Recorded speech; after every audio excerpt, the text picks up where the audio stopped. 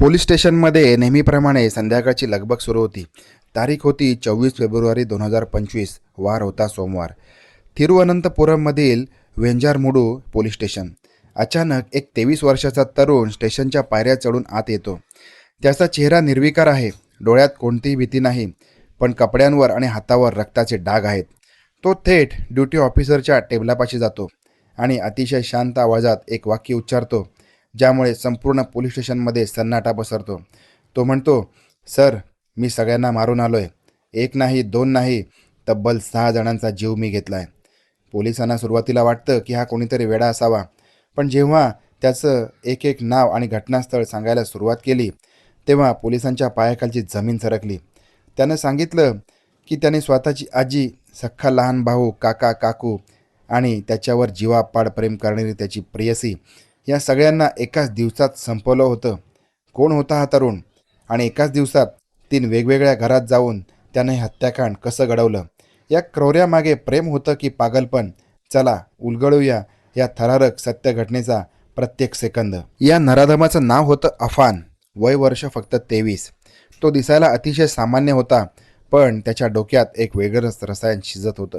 अफानचे वडील सौदी अरेबियामध्ये काम करत होते आणि तो इथे आई आणि लहान भाऊ अफसान वय वर्ष 13 आणि आजीसोबत राहायचा. अफानला ड्रग्जचं व्यसन लागलं होतं, असं नंतर तपासात समोर आलं. पण त्याहीपेक्षा भयानक होतं त्याचे गुपित प्रेमसंबंध.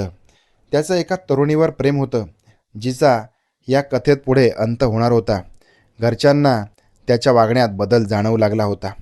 तो तासनतास एकटाच रूममध्ये असायचा. 23 फेब्रुवारीच्या रात्री म्हणजेच रविवारी त्याच्या डोक्यात असं काही शिरलं, ज्याने पुढच्या 24 तासात 6 निष्पाप जीवांचा बळी घेतला. सोमवारची ती दुर्दैवी सकाळ. अफानने ठरवलं होतं की आज आड येणाऱ्या प्रत्येकाला संपवायचं. त्याच्या हातात एक हत्यार होतं, एक जड हातोडा. सगळ्यात आधी तो पोंगाड येथील त्याच्या 80 वर्षाच्या आजीच्या, सलमा बीवीच्या घरी गेला. आजीला वाटलं नातू भेटायला आलाय, पण अफानच्या डोळ्यात ओढ नव्हती, तर खून होता. त्यानं काहीही बोलण्याआधीच हातोड्याने आजीच्या डोक्यामध्ये वार केला. एका फटक्यात आजी कोसळली. रक्ताच्या थारोळ्यात तिला तिथंच सोडून तो शांतपणे बाहेर पडला. आजीला मारल्यावर त्याची भूक शमली नव्हती. आपली बाईक घेऊन थेट चुल्लालम भागात राहणाऱ्या आपल्या काकाकडे गेला. काका लतीफ आणि काकू सजिता घरात TV बघत बसले होते. अफान घरात शिरला, पाणी प्यायला मागितलं आणि क्षणाचाही विलंब न लावता त्याच रक्ताळलेल्या हातोड्याने दोघांवर हल्ला चढवला. काका काकूंना प्रतिकार करण्याची संधी मिळाली नाही. तिथेच त्यांचा अंत झाला. आता अफान शेवटच्या आणि सर्वात भयानक टप्प्याकडे वळला. तो स्वतः घरी परतला. घरात त्याची आई आणि 13 वर्षाचा लहान भाऊ अफसान होता. अफानने आपल्या सख्ख्या भावाला, जो शाळेत युनिफॉर्ममध्ये असावा, त्याला पकडलं. भाऊ दादा दादा करत विनवण्या करत राहिला, पण अफानने निर्दयपणे त्याच्या कोवळ्या डोक्यावर हातोडा मारला. आणि मित्रांनो, यानंतर अफानने जे केलं ते कोणत्याही सायको थ्रिलर मूव्हीपेक्षा भयंकर होतं. त्याने भावाचा मृतदेह जमिनीवर पाडला. कपाटातून 500च्या नोटा काढल्या. त्या नोटा त्याने आपल्या मेलेल्या भावाच्या रक्ताळलेल्या शरीरावर विखरून टाकल्या. जणू काही तो सेलिब्रेट करत होता.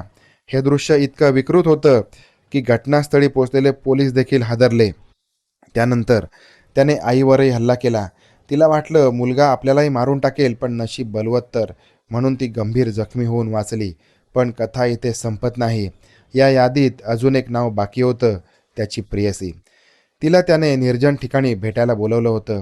तिच्या घरी जाऊन मारलं. हे रहस्य आजही अंगावर काटा आणतं. पोलिसांच्या माहितीनुसार त्याने तिलाही त्याच हातोड्याने संपवलं, जिने त्याच्यावर आंधळं प्रेम केलं होतं. 6 खून, 3 वेगवेगळी घरं, एकच हत्यार, हातोडा. हे सगळं करून अफान पळून गेला नाही. तो थेट वेंजारमुडू पोलीस स्टेशनमध्ये आला. जेव्हा पोलिसांनी त्याला विचारलं, "तू हे का केलंस?" तेव्हा त्याने दिलेलं उत्तर कोणालाच समजलं नाही. तो फक्त हसत होता आणि म्हणाला, "मला माहीत नाही, मला फक्त संपवायचं होतं." पोलिसांनी तपास लावला की हे कृत्य ड्रगच्या अतिसेवनामुळे झालेलं असावं. जेव्हा कौटुंबिक वादातून आलेलं नैराश्य असावं. त्याचे वडील सौदीहून परतले तेव्हा त्यांना आपलं पूर्ण कुटुंब स्मशानात असल्याचं दिसलं. मित्रांनो, ही घटना आपल्याला शिकवते की व्यसन आणि मानसिक विकृती माणसाला कोणत्या थराला नेऊ शकते. अफान, जो सामान्य मुलगा वाटत होता, तो एका रात्रीत केरळचा सर्वात भयानक मास मर्डरर बनला.